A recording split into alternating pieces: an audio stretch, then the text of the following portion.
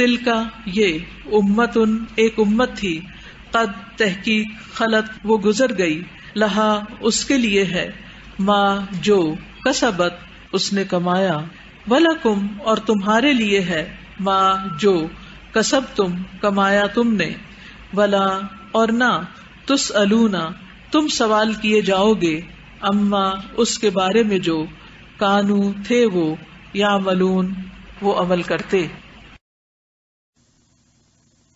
تلک امتن یہ ایک جماعت تھی، امت تھی، قد خلت تحقیق گزر چکی۔ خلت کا لفظ جو ہے یہ خلوت سے ہے، خلا سے، خا لام واو، خلت گزر گئی۔ اچھا امت کا جو لفظ ہے نا یہ آپ کئی جگہ پڑھیں گے اور اس کے کئی معنی نکلیں گے۔ تو امت عام طور پر 4 معنوں میں استعمال ہوتا ہے۔ روٹ اس کا کیا ہے؟ الف میم میم، سے کس کو کہتے ہیں؟ ماں کو۔ اسی سے لفظ نکلا ہے امام، ٹھیک ہے نا؟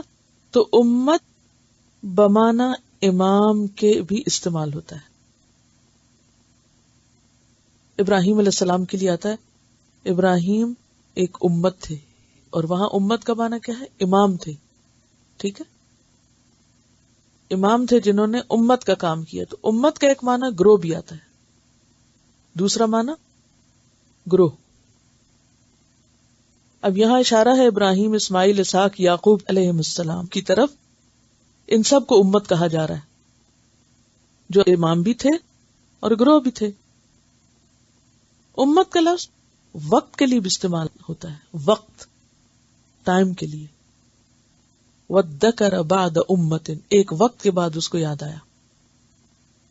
اور امت کا لفظ طریقے کے لیے بھی ہوتا ہے، طریقہ۔ اِنَّا وَجَدْنَا آبَاءَنَا عَلَىٰ أُمَّةٍ ہم نے اپنے آباء و اجداد کو ایک طریقے پہ پایا۔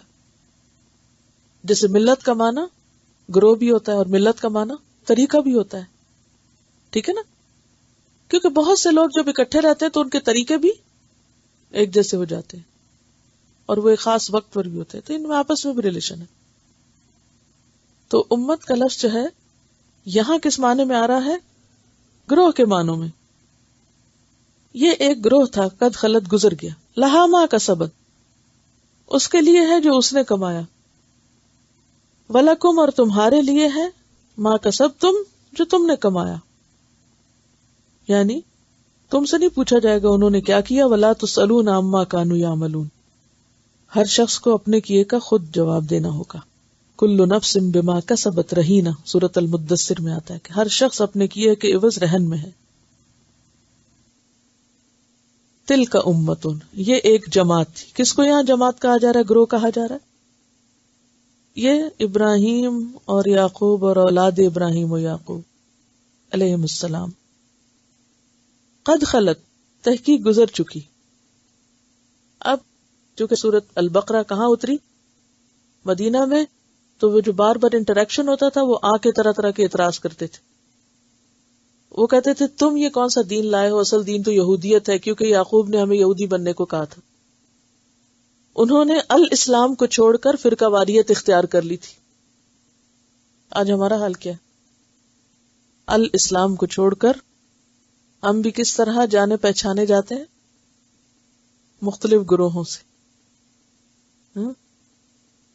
تو یہ آیات بنیادی طور پر ربانی بننے کی دعوت دے رہی ہیں، توحید کی دعوت دے رہی ہیں، اور فرقہ واریت کی توڑ کر رہی ہیں کہ مرتے وقت ہر ایک نے کیا کہا کہ مسلمان بن کے جینا، مسلمان بن کے مرنا۔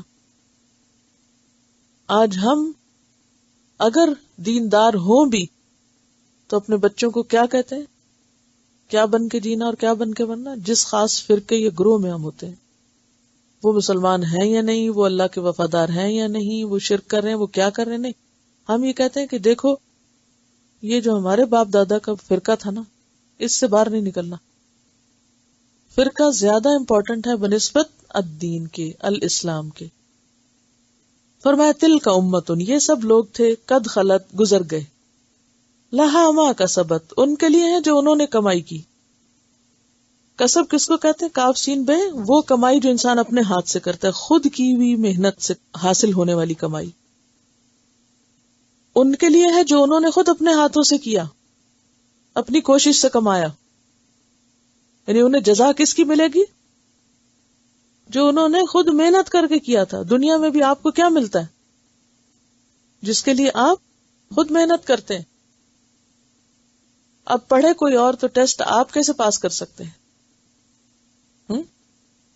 تلک امت قد خلت، یہ امت گزر گئی، یہ لوگ چلے گئے، اور ہر ایک اپنی باری پہ چلا جائے گا نا.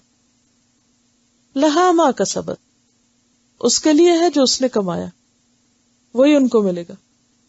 وَلَكُمْ مَا كَسَبْتُمْ، اور تمہارے لیے کیا ہے جو تم کماؤ گے. یعنی تمہیں اپنے آباء و اجداد کے عمل فائدہ نہ دیں گے کہ ہم تو پیغمبروں کی اولاد ہیں. یہود کہتے تھے نا کہ ہم کیا ہیں؟ ہم پیغمبروں کی اولاد ہیں، ہمیں نہیں دوزخ کی آگ نقصان دے سکتی. آج مسلمانوں کے اندر بھی ایسے عقائد ہیں. کیا کہتے ہیں مسلمان لوگ؟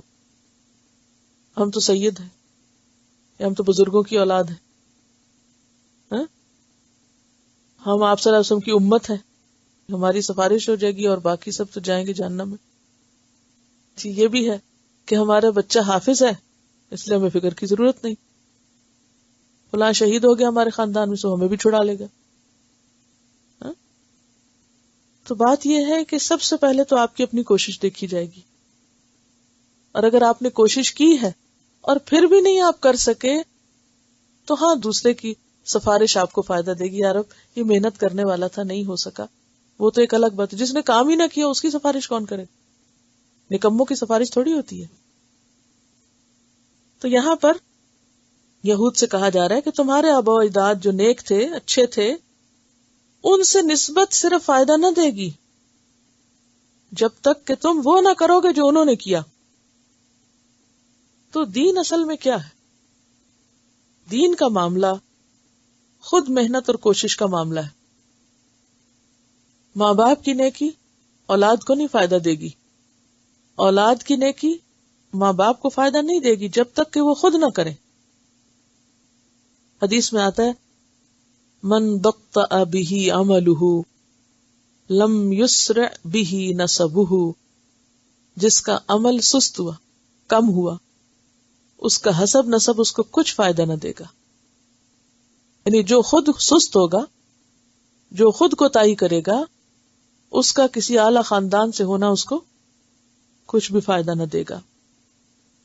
بار بار قرآن پاک میں آتا ہے لا تزر وازرۃ وزر اخری، کوئی شخص کسی کا بوجھ نہ اٹھائے گا.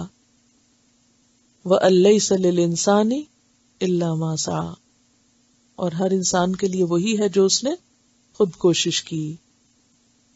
یعنی جزا کے معاملے میں وراثت کام نہ آئے گی. وَلَا تُسْأَلُونَ عَمَّا كَانُوا يَعْمَلُونَ، اور ان کے اعمال کا سوال تم سے نہ ہوگا. تو اس سے کیا پتہ چلتا ہے کہ ہر ایک کے عمل کا سوال خود اسی سے کیا جائے گا. تم نے یہ کام کیوں کیا اور تم نے یہ کام کیوں نہ کیا.